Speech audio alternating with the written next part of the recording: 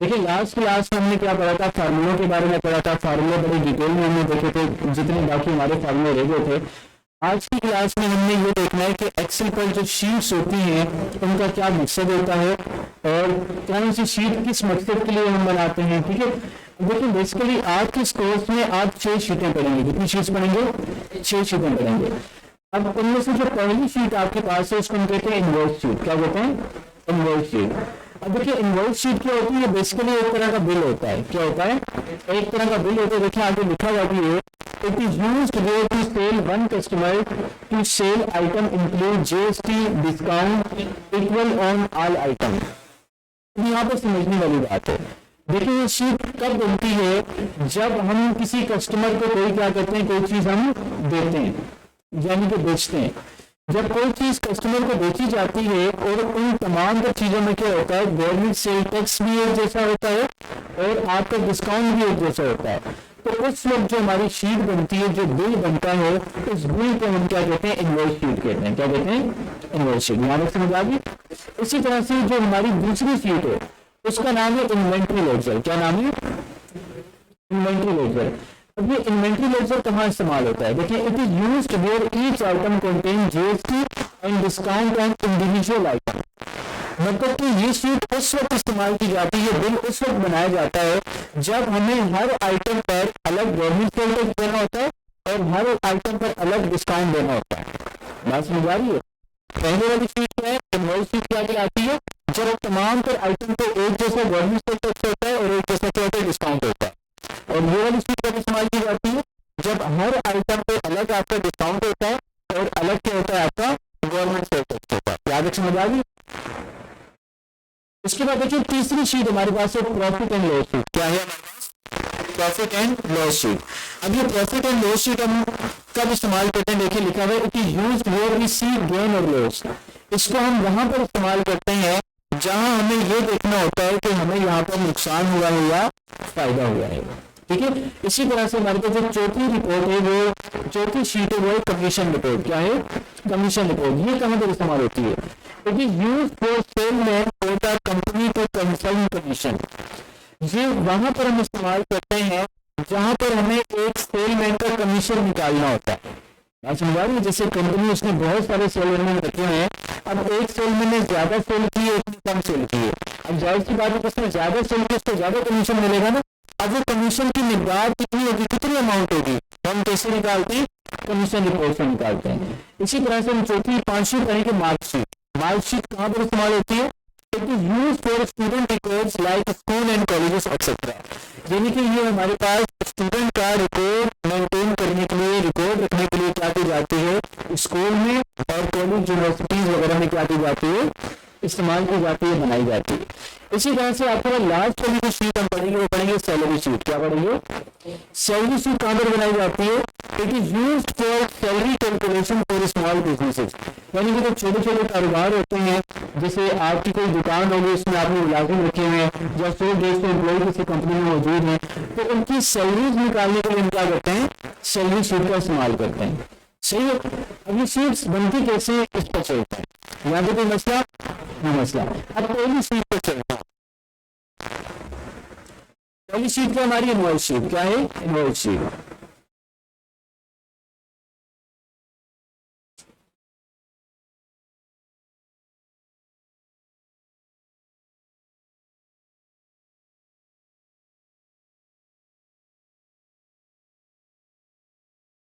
अच्छा देखें, सबसे पहले आपने क्या करना है? अपनी शीट पर जाना है और आपने लिखना है इनवॉइस शीट। क्या लिखना है? Invoice sheet. उसके बाद आपने लिखना है किस महीने की आप बना रहे, कौन से महीने का बिल है आपका। आपने लिख दिया for the month of April 2022, लिख दिया। इसके बाद तीसरी लाइन में आपने लिखना है कि कौन सी दुकान, जो भी आपकी दुकान का नाम है, कंपनी का नाम है, वो आपने लिख दिया। समझिए, जैसे यहाँ पर क्या लिखा हुआ? मुबश्शिर एंड कंप्यूटर्स लिखा हुआ है। उसके बाद आपने सीरियल नंबर लगाना है। ठीक है, उसके बाद आपने क्या लगाना है? सीरियल नंबर आपने लगा दिया। उसके बाद आपने आइटम के नेम लिखने हैं। उसके बाद आपने डिफाइन करने कितनी मिकदार में आपने क्वांटिटी दी है कस्टमर को। उसके बाद आपने यूनिट प्राइस लिखी, यानी कि एक आइटम कितने का आपने दिया। समझ आ गई बात? अब देखिए मैंने इसकी निकाली है टोटल प्राइस, मुझे एक की प्राइस मालूम है, मैंने 100 कितने लिए, 100 कीबोर्ड लिए, एक कीबोर्ड मेरा 100 रुपए का, तो बताएं बताएं 100 की वैल्यू कितने के होंगे, कितने के होंगे, 10,000 के होंगे। ये आपको कैसे मालूम हुआ, 100 से मल्टीप्लाई करवा दिया। मतलब कि जब हमारे पास एक चीज की वैल्यू मालूम हो तो हम जितनी चाहे मर्जी चीजों की वैल्यू मालूम कर सकते हैं। 2 की मालूम करनी, 2 से मल्टीप्लाई करवा दो, 100 से करनी है, 100 की करनी है, 100 से मल्टीप्लाई करवा दो। समझा रही है? तो टोटल प्राइस निकालने के लिए हम क्या करेंगे, हम यूनिट प्राइस को मल्टीप्लाई करवा देंगे किसके साथ, क्वांटिटी के साथ, जितनी मिकदार में वो चीज खरीदी, और मैं क्या करूंगा, इंटर कर दूंगा। समझ आ गया तक बात? उसके बाद क्या करेंगे, इसी को हम ड्रैग एंड ड्रॉप नीचे तक कर देंगे। मुझे समझा दी? उसके बाद क्या करेंगे, देखें अब मैंने क्या निकाल, टोटल अमाउंट निकालनी है। तो मैंने टोटल निकाली प्रोडक्ट की, यानी कि कीबोर्ड की टोटल वैल्यू कितनी बनी, माउस की कितनी बनी, सारी मैंने निकाल दी। उसके बाद हमने निकाली है टोटल अमाउंट, यानी कि टोटल बिल कितना बना है। उसके लिए क्या करूंगा, सम का फार्मूला लगाऊंगा, शॉर्टकट के आल दबा के इक्वल दबाएंगे, ठीक है, ऑटोमेटिक फार्मूला लग जाएगा। जस्ट आपने क्या करना है, इंटर करना है। समझ आ गई? उसके बाद क्या करेंगे, गवर्नमेंट सेल टैक्स आपने निकालना है 12%। कितना निकालना है, 12%। कैसे निकालेंगे, अब याद रखिएगा कि 12% का मतलब क्या होता है कि भाई आप 12 को डिवाइड करवा दो किसके साथ, 100 के साथ। 12% का मतलब क्या होता है, 12 को डिवाइड करवा दो 100 के साथ, और मल्टीप्लाई करवा दो जिसका परसेंट निकालना है। 12% किसका निकालना है, आप टोटल अमाउंट को निकालना है ना, तो मल्टीप्लाई करवा देंगे टोटल अमाउंट के साथ, और आपने क्या करना है, इंटर कर देना है। देखो 12% निकल के आ गया, किसका, आपकी टोटल अमाउंट का 12% निकल के आ गया। इसी तरह से ग्रोस अमाउंट मालूम करनी, मजमूई रकम। अब बताएं ग्रोस अमाउंट कैसे मालूम करूंगा, जल्दी से बताएं शाबाश भाई। देखो टोटल अमाउंट मैंने निकाली, उसके बाद कितना परसेंट गवर्नमेंट का टैक्स हुआ। अब टोटल वैल्यू क्या बनेगी, दोनों को जमा करूंगा ना, क्योंकि गवर्नमेंट सेल टैक्स क्या होता है, टोटल वैल्यू में ऐड हो जाता है। गवर्नमेंट सेल टैक्स कौन देता है, कस्टमर देता है ना। तो क्या करेंगे, इक्वल इन दोनों सेल्स को क्या कर देंगे, गवर्नमेंट सेल टैक्स को जमा कर देंगे टोटल अमाउंट में, और इंटर कर देंगे। ये ग्रॉस अमाउंट आ गई। अब आपने कस्टमर को डिस्काउंट दिया 5% का, सारे प्रोडक्ट को कितना दिया, 5% डिस्काउंट। अभी मैंने आपको बताया परसेंट का मतलब क्या होता है, इस नंबर को डिवाइड करवा दो 100 के साथ, और मल्टीप्लाई करवा दो जिसका परसेंट निकालना चाह रहे हो। किसका परसेंट निकालना चाह रहे हो, ग्रोस अमाउंट का या टोटल अमाउंट का। क्या मुझे एक बात बताएं, क्या गवर्नमेंट भी आपको देगी, गवर्नमेंट आपको छूट देगी या आपको डिस्काउंट देगी, गवर्नमेंट को डिस्काउंट नहीं देगी ना। गवर्नमेंट को पूरा पूरा क्या लेना है, अपना अमाउंट लेना है। तो वो का चार्ज भी तुमसे गवर्नमेंट सेल टैक्स आपका निकलेगा, वो टोटल अमाउंट से निकलेगा। किससे निकलेगा, टोटल अमाउंट से निकलेगा। आपने टोटल अमाउंट को सिलेक्ट करना है और आपने क्या करना है, इंटर कर देना है। तो आपके पास 5% आ गया, तो क्या डिस्काउंट आपके पास आ गया। अब आपने नेट अमाउंट निकालनी, यानी कि वो रकम जो आपका कस्टमर अदा करेगा। ग्रोस अमाउंट का मतलब क्या होता है, टैक्स वगैरह ऐड करके जो रकम बनती है, और नेट अमाउंट का मतलब क्या होता है, जो रकम अभी कस्टमर अदा करेगा, यानी कि फाइनल रकम होती है। अब फाइनल रकम क्या करेंगे, कैसे निकालेंगे, जल्दी से बताएं, जो बताएं। डिस्काउंट कस्टमर, डिस्काउंट की वैल्यू कस्टमर देता है या आप कस्टमर को छोड़ देते हो। हम छोड़ देते हैं ना, अगर आप दुकान वाले आपकी कोई शॉप है, तो जो डिस्काउंट होता है, डिस्काउंट की वैल्यू क्या करते हैं, टोटल वैल्यू में से माइनस कर देते हो। तो इसलिए हमने करना क्या है, हमने जो डिस्काउंट की टोटल ग्रोस अमाउंट में से हमने माइनस कर देना है, किसको, डिस्काउंट की अमाउंट को। बात समझ आ रही है, ग्रोस अमाउंट में से हम क्या कर देंगे, डिस्काउंट की अमाउंट को माइनस करके हम क्या करेंगे, इंटर करेंगे, तो हमारे पास क्या आ जाएगी, नेट अमाउंट आ जाएगी। समझ आ गई यहाँ तक। देखिए हमने क्या निकाला, टोटल अमाउंट निकाली, फिर मेन टोटल अमाउंट निकाली, फिर हमने इसमें गवर्नमेंट सेल टैक्स निकाला, फिर हमने ग्रोस अमाउंट निकाली, फिर डिस्काउंट निकाला, फिर नेट अमाउंट हमने निकाल दी। ये सारा काम करने के बाद आपको अपनी शीट को क्या करना है, थोड़ा सा मेकअप करना है, इसको खूबसूरत बनाने के लिए।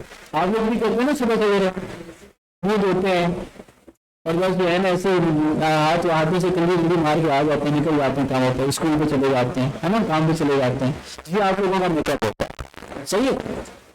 अच्छा, तो शीट को कैसे मेकअप करेंगे, थोड़ा सा इसको हम थोड़ा सा ठीक करेंगे। अब देखिए ये जो सी मेरी शीट है, ये कहाँ तक आ रही है, कॉलम बी तक आ रही है। तो ये जो इनवॉइस शीट मैंने लिखा है, मैंने कॉलम ए में लिखा हुआ है। किसमें लिखा हुआ है, कॉलम ए में। तो मैं क्या करूंगा, इसको यहाँ से सिलेक्ट करूंगा और कॉलम बी तक सारे सेल्स को सिलेक्ट कर लूंगा। सिलेक्ट करने के बाद मैं क्या करूंगा, मर्ज सेंटर को करूंगा, क्या करूंगा, मर्ज सेंटर। इसके बाद मैंने क्या करना है, क्योंकि ये मेरी मेन हेडिंग है तो इसके फॉन्ट साइज को मैं थोड़ा सा इंक्रीज कर दूंगा और इसको मैं बोल्ड भी कर दूंगा, समझा गए। इसी तरह से नीचे वाले सेकंड वाली रो में जाना है और इसको भी मैंने क्या करना है, ई सेल तक सिलेक्ट करना है, मर्ज सेंटर कर देना है। इसी तरह से लास्ट वाली सेल को भी मैंने क्या करना है, मर्ज सेंटर यहाँ से करवा देना है, करवा दिया।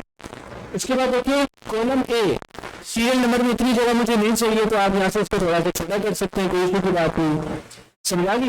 उसके बाद क्या करना है आपने यहाँ से इसको हाईलाइट कर सकते हैं, कोई भी कलर दे सकते हैं, यहाँ पर आए और यहाँ से कोई भी शेड आप इसको यहाँ से अप्लाई करवा सकते हैं, ठीक है। सिलेक्ट करें और शेडिंग जाकर दे दें जो आपको ठीक लग रही है, समझ आ गई बात। इसी तरह से यहाँ पर आपने कोई शेडिंग देनी है तो यहाँ पर भी आप दे सकते हैं, ठीक है। उसके बाद क्या करें, सारी शीट को यहाँ तक आप सिलेक्ट करें, सिलेक्ट करने के बाद यहाँ पे बॉर्डर्स पे जाएं और यहाँ से आप इसको ऑल बॉर्डर दे दें, सारे बॉर्डर आपने दे दिए। इसी तरह से इसको अलग से नीचे आकर बॉर्डर दे दें, यहाँ पर भी आपने क्या कर दिया, बॉर्डर दे दिए। कोई मसला है तो ये हमारी हो गई इनवॉइस शीट, ठीक है। फॉर्मूले लिखने की जरूरत तो नहीं है ना साथ में, चले यहाँ पर मैं एक काम करते हैं, इस फॉर्मूले को लिख देते हैं, यहाँ पर मैंने फॉर्मूले भी इसके लिख दिए, ठीक है। कि भाई यहाँ पर हमने क्या किया, B5 को C5 से मल्टीप्लाई कराया। इसी तरह से हम यहाँ पर मैं फॉर्मूला लिख देता हूँ, यहाँ पर मैंने सम का फॉर्मूला इस्तेमाल किया, ठीक है। इसी तरह से गवर्नमेंट सेल टैक्स मैंने कैसे निकाला है, इसको मैं सिलेक्ट करता हूँ और यहाँ पर मैं आपके लिए फॉर्मूला लिख लेता हूँ, ठीक है। ग्रॉस अमाउंट का भी फॉर्मूला लिख लेता हूँ यहाँ पर आपके लिए, ये नजर आ रहे हैं ना, E6 प्लस E15 का मतलब क्या, ये सेल का एड्रेस से आता है, ठीक है। डिस्काउंट भी कैसे निकाला ये भी मैं यहाँ पर मेंशन कर देता हूँ, ठीक है। इसी तरह से नेट अमाउंट कैसे निकाली ये भी मेंशन कर देता हूँ, समझ आ गई बात। चलिए अगली शीट पर चले भाई, अगली शीट हमारी इन्वेंट्री लेडजर, क्या है, इन्वेंट्री लेडजर।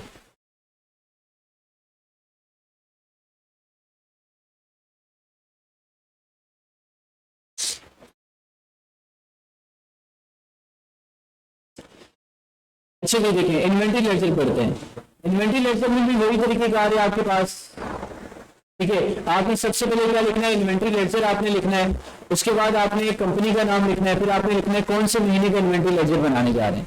और मैंने आपको बताया इन्वेंट्री लेडजर कहाँ पर इस्तेमाल होता है, जब हर प्रोडक्ट पर हमें क्या देना होता है, क्या देना होता है भाई, अलग अलग हमें डिस्काउंट देना होता है,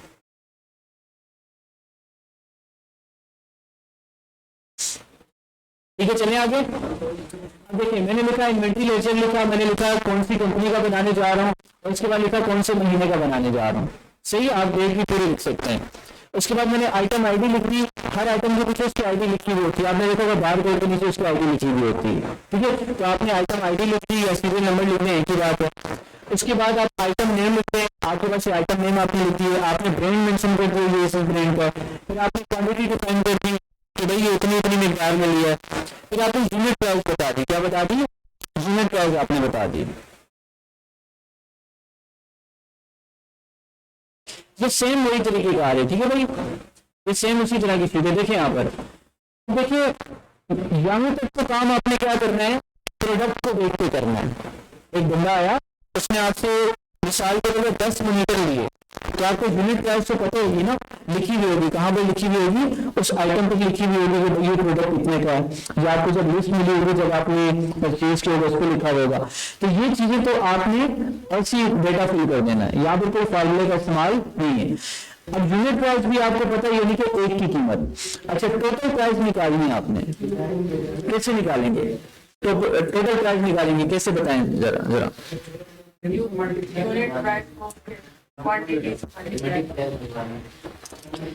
यूनिट प्राइस ऑफ सेल, ठीक है, टोटल प्राइस ऑफ सेल, ठीक है। क्या करेंगे जल्दी से बताएं।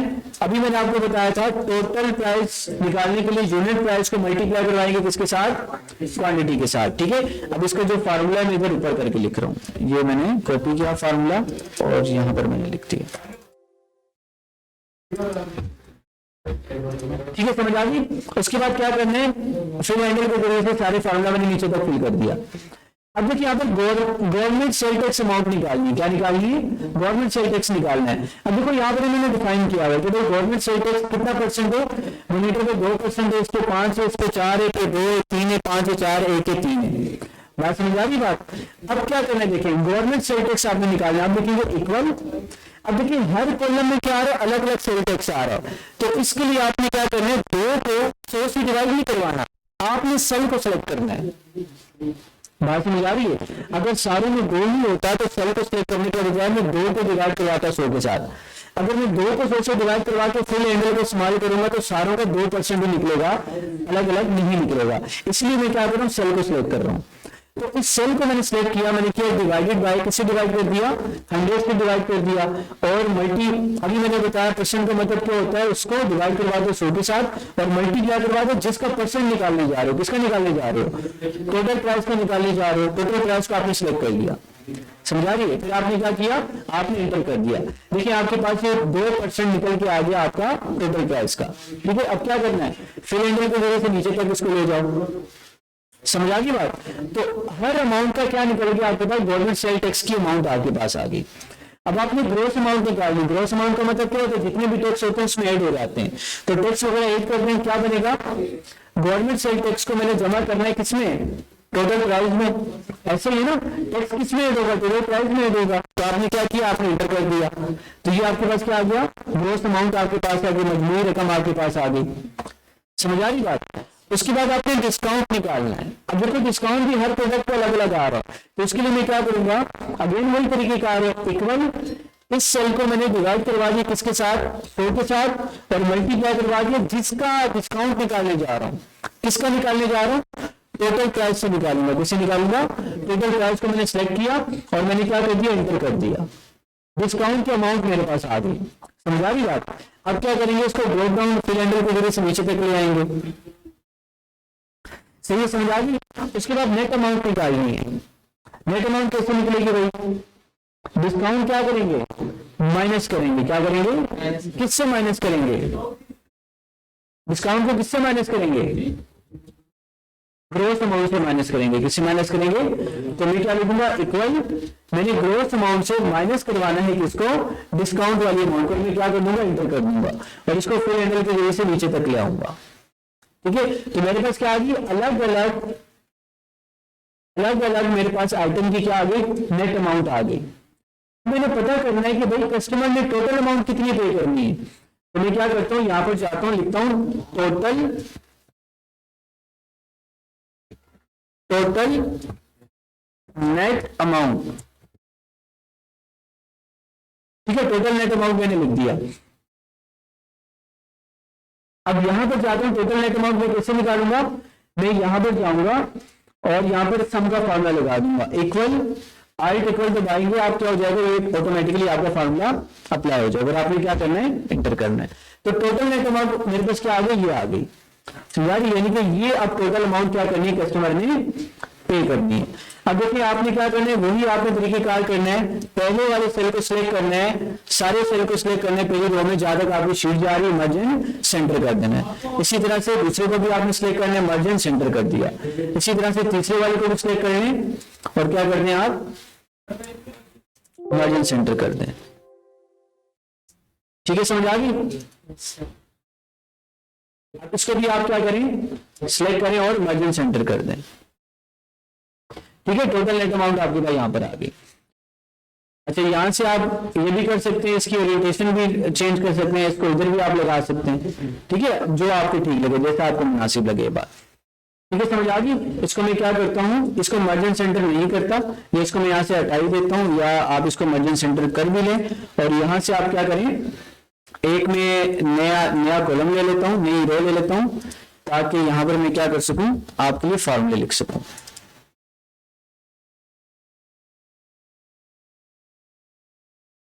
ठीक है, समझ आ रही भाई। तो यहां पर मुझे बताया टोटल प्राइस मैंने कैसे निकाली, हमने यूनिट प्राइस और टोटल प्राइस ऑफ सेल को हमने क्या किया, मल्टीप्लाई किया। यहां पर मैं लिख रहा हूं, सही। इसी तरह से मैंने गवर्नमेंट सेल टैक्स, ये तो आपके पास लिस्ट में मौजूद होगा। जीएस की अमाउंट कैसे निकाली, ये फॉर्मूला इसका मैं यहां पर लिख रहा हूं ऊपर। ठीक है। इसी तरह से ग्रॉस अमाउंट कैसे निकाली, इसका फॉर्मूला भी यहाँ पर मेंशन कर रहा हूं ऊपर। इसी तरह से डिस्काउंट परसेंट भी आपको लिखा हुआ मिलेगा। डिस्काउंट अमाउंट कैसे निकाली, इसका फॉर्मूला लिख रहा हूं। इसी तरह से आपने नेट अमाउंट कैसे निकाली, इसका फॉर्मूला भी मैं यहाँ पर लिख रहा हूं।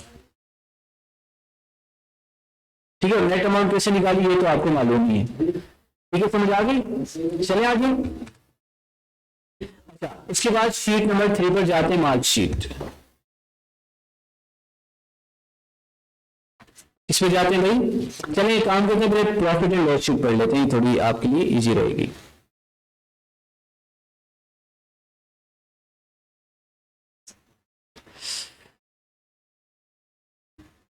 स्टार्ट करें भाई, कोई मसला है यहाँ तक?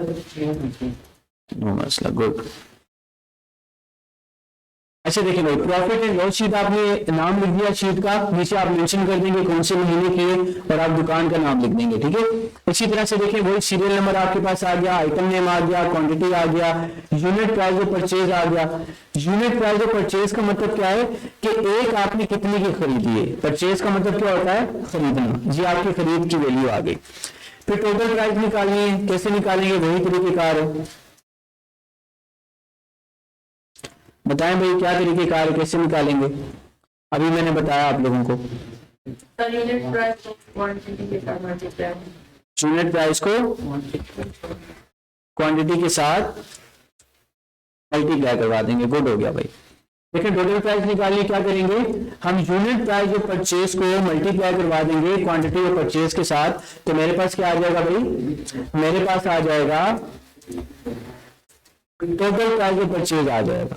सही है। इसी तरह से मैंने क्या करना है, ड्रॉप डाउन फिल हैंडल का इस्तेमाल करते हुए नीचे तक इसको ले आना है। इसी तरह से क्वांटिटी ऑफ सेल, कितनी मिकदार में सेल किया भाई मैंने आइटम को, जितना मैंने खरीदा था वो सारे का सारा मैंने क्या कर दिया, सेल कर दिया। अब यहाँ पे हम डिफाइन करते हैं कि भाई मैंने मॉनिटर अगर 2000 का खरीदा था तो कितने का एक बेचा, 2500 का बेचा। इसी तरह से प्रिंटर 4 का खरीदा, 3500 का बेचा। स्कैनर 3500 का खरीदा, 3500 का ही बेचा। हार्ड डिस्क 1100 की खरीदी और 1500 रुपए की बेची। बात समझ आ गई? तो ये मैंने लिख दिया कि भाई मैंने क्या चीज कितने की बेची। समझ आ गई यहाँ तक? अब क्या करना है, टोटल प्राइस ऑफ सेल निकालना। अगेन उसी तरह से निकलेगा, क्या करेंगे, यूनिट प्राइस ऑफ सेल को मल्टीप्लाई करवा देंगे किसके साथ, क्वांटिटी ऑफ सेल के साथ। तो आपके पास क्या आ जाएगा, टोटल प्राइस ऑफ सेल आ जाएगी। फिर आपने क्या करना है, ड्रॉप डाउन मेन्यू का इस्तेमाल करते हुए, फिल हैंडल का इस्तेमाल करते हुए आपने क्या करना है, इस फार्मूले को नीचे तक लगा लेना है। समझ आ गई बात? अब यहाँ पर तो वही आपके पुराने फार्मूले थे, यहाँ पर आपका क्या इस्तेमाल होगा, इफ वाली कंडीशन इस्तेमाल होगी, इफ एल्स का फार्मूला इस्तेमाल होगा। देखिए ये फार्मूला बड़ा इंपॉर्टेंट है, ये आपने समझना, थोड़ा सा लॉजिकल फार्मूला है, बहुत आसान। जैसे लिखता हूं इक्वल आई एफ इफ, अगर टोटल प्राइस ऑफ सेल क्या होगी मेरे पास, ज्यादा होगी किससे, टोटल प्राइस ऑफ परचेज से। यानी कि अगर मेरी बेचने वाली अमाउंट क्या होगी, खरीदने की अमाउंट से ज्यादा होगी, तो मुझे बताएं क्या होगा, प्रॉफिट होगा, लॉस होगा?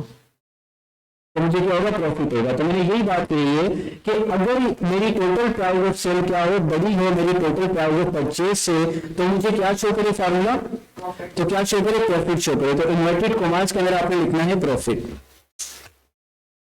ठीक है, इसी तरह से और, फिर आपने कॉमा लगाना है और आप लिखना है और अगर, इस कॉमे का मतलब होता है और फिर आप लिखेंगे इफ, यानी कि अगर कौन सा सेल, यही वाला सेल, यानी कि टोटल प्राइस ऑफ सेल अगर क्या हो, कम हो, किससे कम हो, टोटल प्राइस ऑफ परचेज से, तो मुझे क्या शो करे, तो मुझे शो करे लॉस। ठीक है, तो क्या शो करे, लॉस शो करे। और फिर आखिरी कंडीशन यही है ना प्रॉफिट होगा ना लॉस होगा। अगर ना प्रॉफिट हुआ ना लॉस हुआ तो क्या कंडीशन होगी कि जितनी की चीज खरीदी उतनी की बेची हो। इसके अलावा क्या हो जाए, नो प्रॉफिट नो लॉस हो। तो आखिरी कंडीशन के लिए मैंने आपसे कहा था इस लगाने की आपको जरूरत तो नहीं है। तो आप लिखेंगे इसके अलावा क्या शो करे, नो प्रॉफिट नो लॉस। इसके अलावा शो करे आपको no profit no loss, no profit no loss show करे। फार्मूला सारा कंप्लीट कर लिया आपने। उसके बाद देखिए आपने क्या लिखना है, उसके बाद आपने जितनी दफा इफ लिखा है उतनी दफा ब्रैकेट क्लोज कर दें। इफ कितनी दफा लिखा है, देखिए 1 2 दो दफा इफ का इस्तेमाल किया ना, तो शिफ्ट दबा के 0 दबा के 2 दफा ब्रैकेट को क्लोज करके आप क्या कर दें, इंटर कर दें। देखिए आपके पास ये क्या करेगा, आपको रिमार्क्स दे देगा। रिमार्क्स का मतलब क्या, नतीजा क्या निकला है। अब देखिए फिर क्या करना है, ड्रॉप डाउन हैंडल का इस्तेमाल करते हुए आपने क्या करना है, नीचे तक इसको फिल कर देना है। तो देखिए हमारे पास क्या प्रॉफिट हुआ, लॉस हुआ, नो प्रॉफिट नो लॉस, बात समझ आ रही है। इसी तरह से आपने क्या करना है, देखिए यहाँ पर लिखा हुआ है यूनिट प्राइस ऑफ परचेज के नीचे, टोटल प्राइस ऑफ परचेज के नीचे आपने, ये तो अलग अलग क्वांटिटीज की टोटल प्राइस थी ना, अब सारी क्वांटिटीज की टोटल प्राइस भी आपने निकालनी है। कैसे निकालेंगे, सम का फॉर्मूला इस्तेमाल कर देंगे और आप इंटर करेंगे। देखिए टोटल प्राइस ऑफ परचेज भी आपके पास आ गई। इसी तरह से टोटल प्राइस ऑफ सेल भी आपने आर्ट इक्वल का इस्तेमाल करके क्या करनी, निकाल लेनी है, ठीक है। और देखिए इस फार्मूले को मैं नीचे तक लेके गया तो मुझे बता रहा है कि भाई मुझे मजमूई तौर पर, यानी कि ओवरऑल मुझे क्या हुआ, यहाँ पर प्रॉफिट हुआ है, ओवरऑल मुझे क्या हुआ है, प्रॉफिट हुआ है। ओवरऑल भी इसने मुझे क्या बता दिया। अब देखिए ये आपका फार्मूला यहाँ पर लिखा हुआ है, टोटल प्राइस, तो आपको पता है क्या फार्मूला लगेगा, अगेन मैं लिख देता हूँ यहाँ पर ऊपर, ठीक है। इसी तरह से टोटल प्राइस ऑफ परचेज का फार्मूला भी मैं यहाँ पर लिख देता हूँ। कोई मसला है यहाँ तक, समझ आ रही है आप लोगों को, ठीक है। बाकी ये बॉर्डर लगाना तो आपको समझ में आई गई, बॉर्डर कैसे लगाते हैं, ठीक है। सिलेक्ट करके क्या करेंगे, बॉर्डर लगा देंगे। हमें कितना फायदा हुआ है, कितने मतलब जितने का अगर 100 का है तो 150 का हो, तो हमें कितना फायदा हुआ ये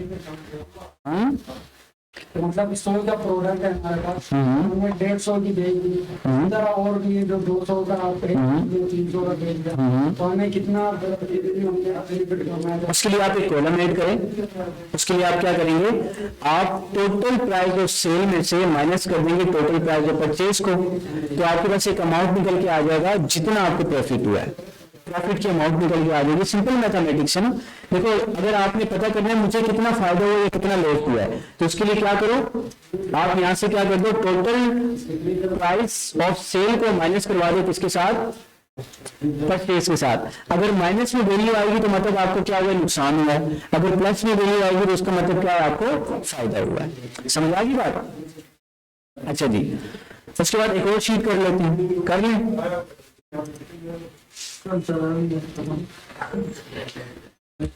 अच्छा जी देखें, कल तरावी भी मार्कशीट पढ़ लेते हैं, बहुत आसान है। अब देखिए मार्कशीट को पढ़ने के लिए बेटा पहले टारगेट डिफाइन होने चाहिए हमारे पास। जैसे हम टारगेट डिफाइन कर लेते हैं, जैसे मिसाल के तौर पर मैं कहता हूं अगर किसी बच्चे की 80% होगी तो क्या शो करे, मुझे A1 शो करे। अगर किसी बच्चे की 70 या 70 से ज्यादा परसेंटेज होगी तो क्या शो करे, A शो करे, ठीक है। अगर किसी बच्चे की 60 या 60 से ज्यादा परसेंटेज होगी तो B शो करे, 50 से 50 से ज्यादा होगी तो C, फिर D, फिर E पर मुझे क्या शो करे, पास शो करे, ठीक है। इसी तरह से मुझे क्या शो करे, फिर F शो कर दे। बात समझ आ रही है, ठीक है। चले आगे, यानी कि D के बाद मुझे क्या बताया, यानी कि 33% पर मुझे क्या बताया, पास बताए। ग्रेड E ना बताया, मुझे क्या बताया, पास। यानी कि जिसका पास लिखा हुआ है तो समझो तब की पास हुआ है वो, और जिसका F होगा तो समझो वो क्या है, फेल है। यानी कि 33 से कम होगा तो वो क्या होगा, फेल होगा, ठीक है। आप लिख देते हैं, फेल मुझे शो करे इस पर 32 मुझे क्या शो कर दे, फेल शो कर दे, सही है जी। अच्छा आगे चलते हैं भाई। देखें आपने लिखा मार्कशीट लिखा, आपने मार्कशीट लिखने के बाद आपने क्या किया, यहाँ पर भाई आपने लिख दिया मार्जिन सेंटर, आपने शो करवा दिया। फिर जितने आपके पास बेटा सब्जेक्ट है ना, उन सब्जेक्ट को आपने क्या करना है, जैसे मिसाल के तौर पर आपने क्या बनाना है, टेबल इस तरह से बना लेना है। जैसे आपने पहले सीरियल नंबर लिख दिया, फिर आपने नेम लिख दिए बच्चों के, फिर आपने स्कूल नेम लिख दिया। आप चाहे तो फादर नेम का कॉलम भी ऐड कर सकते हैं, ठीक है, ये आपके इख्तियार में। फिर आपने क्लास मेंशन की, आपने रोल नंबर मेंशन किया, आपने लिखा English grammar, Urdu, math, Islamiyat, Sindhi, science, सारे सब्जेक्ट आपने लिख दिए। और उन्होंने उन बच्चों ने जितने जितने क्या लिए थे, मार्क्स लिए थे, आपने वो भी क्या कर दिए, डिफाइन कर दिए, ठीक है। बात समझ आ रही है। अब जो टोटल मार्क्स होंगे ना उसका हम ऊपर लिख लेंगे ताकि हमारे लिए क्या आसानी हो। जैसे इसके टोटल मार्क्स कितने थे, इंग्लिश के 20 थे, इसी तरह से इसके भी क्या थे आपके पास 20 थे, इसी तरह से इधर भी आपके क्या थे 20 थे, इसी तरह से यहाँ पर भी आपके कितने थे 20 थे, और यहाँ पर आपके कितने थे 35 थे, और यहाँ पर भी आपके 35 मार्क्स थे, और इधर भी आपके 35 मार्क्स थे, और इधर आपके कितने थे 30 मार्क्स थे। इसी तरह से यहाँ पर आपके कितने थे 30 मार्क्स थे। ठीक है, देखो टोटल मार्क्स तो आपको खुद से डिफाइन करने पड़ेंगे ना, इसमें तो फार्मूला नहीं लग सकता, वो तो टीचर खुद डिसाइड करता है कि इस टेस्ट के कितने नंबर है कितने नंबर नहीं है। देखिए करना क्या है, रोल नंबर लिख दिया, स्कूल लिख दिया, स्कूल का नाम लिख दिया, सारे सब्जेक्ट के नंबर हमने डिफाइन कर लिए, नुमान ने इतने नंबर लिए, इंग्लिश ग्रामर में उर्दू में सारा मैंने आपको डिफाइन कर दिया। अब फिर आपने कॉलम बनाने ऑब्टेन मार्क्स का। ऑब्टेन मार्क्स का मतलब क्या होता है, इस बच्चे ने टोटल कितने नंबर हासिल किए, तो उसके लिए क्या करेंगे आप सारे नंबर को प्लस कर देंगे। ठीक है, तो आल्ट इक्वल दबाएंगे तो ऑटोमेटिकली क्या करेगा ये सिलेक्ट कर लेगा, लेकिन रोल नंबर को भी सिलेक्ट कर रहा है। आपने क्या करना है, रेंज को थोड़ा आगे ले आना है जहां तक सब्जेक्ट्स के नंबर आ रहे हैं, और आपने इंटर कर देना है। ठीक है, कर दिया आपने, फिर क्या करना है, फिलेंडर के जरिए से आपने नीचे तक मूव हो जाना है। फिर टोटल मार्क्स निकालने, टोटल मार्क्स कैसे निकलेंगे, ऊपर चले जाएं और आप लिखें इक्वल SUM सम, ब्रैकेट ओपन करें, और ये टोटल मार्क्स आपके पास आ रहे हैं, इसको सिलेक्ट करें और यहां से ब्रैकेट क्लोज करके आप इंटर कर दें। 245 आ गए टोटल मार्क्स। आप क्या करें, यहां से लिख दें 245, आपने लिखा, इंटर कर दें, और यहां से आप क्या करें, जैसे प्लस बना हुआ है कंट्रोल दबाए अगर नीचे ले आए तो वही नंबर आपका कॉपी हो जाएगा। अब परसेंटेज निकालिए, परसेंटेज कैसे निकालते हैं, आपने निकाली होगी मैट्रिक क्लास में, या अपनी परसेंटेज निकालने के लिए आपने फार्मूला इस्तेमाल किया होगा। क्या होता है, क्या करते हैं, हम ऑब्टेन नंबर को, जो नंबर आपके आए होते हैं आप उसको डिवाइड करते हो टोटल नंबर के साथ और मल्टीप्लाई करवा देते हो 100 के साथ, तो आपके पास क्या आ जाती है, परसेंटेज आ जाती है। सही है, तो इसका फार्मूला भी मैं यहाँ पर ऊपर लिख रहा हूँ। ठीक है, तो यही फार्मूला आपने क्या करना, नीचे तक ले जाना है। समझ आ गई बात, आगे चलते हैं, ग्रेड अब निकालना। अब ये फार्मूला बड़ा इंपॉर्टेंट है, लेकिन अगर आपको यहां से नजर नहीं आ रहा तो फार्मूला बार में ऊपर नजर आ रहा होगा। थोड़ा सा मैं यहां से जूम कर लेता हूं। देखिए मैं लिखता हूं इक्वल इफ, अगर ये परसेंटेज वाला सेल क्या होगा, बड़ा होगा और बराबर होगा। ठीक है, किसके बराबर होगा, 80 के, तो मुझे क्या शो करे, तो मुझे शो करे A1, क्या शो करे, A1 शो करे। ठीक है, समझ आ रही है। फिर मैंने कहा और अगर यही परसेंटेज वाला सेल सिलेक्ट करना है, सेल को आपने, बड़ा होगा और बराबर होगा किसके, 70 के, तो मुझे क्या शो करे, तो मुझे शो करे A ग्रेड, आपने लिख दिया यहां पर। ठीक है, इसी तरह से आपने लिखा और अगर यही वाला सेल क्या हो, बड़ा हो और बराबर हो किसके, 60 के, तो मुझे क्या शो करे, तो मुझे शो करे B। इसी तरह से और अगर यही वाला सेल सिलेक्ट किया, सेल को आपने, बड़ा होगा और बराबर होगा किसके, 50 के, तो मुझे क्या शो करे, तो मुझे शो करे C ग्रेड। और इसी तरह से और अगर यही वाला सेल क्या होगा, बड़ा होगा और बराबर होगा किसके, 40 के, तो मुझे क्या शो करे, तो मुझे शो करे B। ठीक है, और अगर यही वाला सेल क्या होगा, यही वाला सेल बड़ा होगा और बराबर होगा किसके, 33 के, तो मुझे क्या शो करे, तो मुझे शो करे पास। भी आखिरी कंडीशन लगा रहे हैं तो आपको इस लगाने की जरूरत नहीं है। इसके अलावा क्या शो करे, फेल। इसके अलावा क्या शो करे, FAIL फेल। तो उसके बाद क्या करना है, आपने जितनी दफा आपने इफ लगाया है उतनी दफा आपने ब्रैकेट क्लोज कर देना है। ठीक है, कितनी दफा लगाए देख लें भाई, 1 2 3 4 6 दफा कर देंगे, 1 2 3 4 5 6 और एंटर कर देना। सही है, फिर क्या करना है, फिर एंटर के जरिए से नीचे ले आना। आगे समझ में, इसका फार्मूला भी मैं यहाँ पर लिख रहा हूं।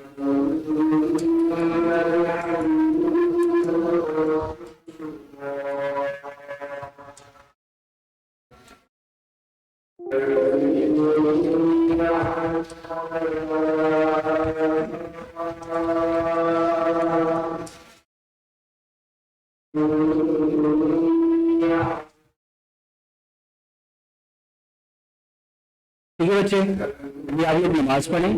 ये मैं यही वाली शीट्स क्या कर रहा हूँ, मैं A4 शीट पर रख दूंगा, आपने वहां से देकर क्या करनी, प्रैक्टिस कर लेनी, या यही वीडियो मैं अपलोड कर देता हूँ, आपने फिर इसकी प्रैक्टिस करनी। सही, अभी नमाज पढ़ें। आज के लिए 3 शीटें काफी, बाकी 3 शीटें कल पढ़ लेंगे। सही।